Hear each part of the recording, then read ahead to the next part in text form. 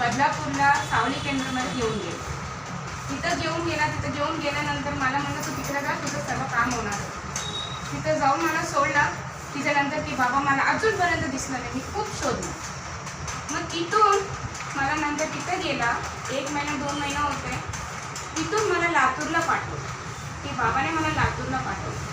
लातूरला मला इथं मुलांचा आश्रम आहे, तुझं काय होणार नाही.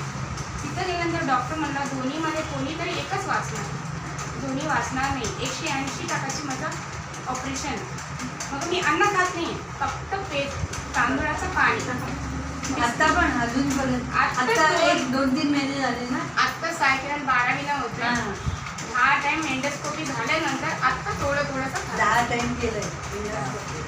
मग तिथून बसुळे काकूने मला खूप केला. पाटकर काकूने मला तिथं पाठवलं. आम्ही आहे, तुला घाबरू नका. डिलिव्हरी होताना पण सांगितलं कोणीतरी एकच वाचणार.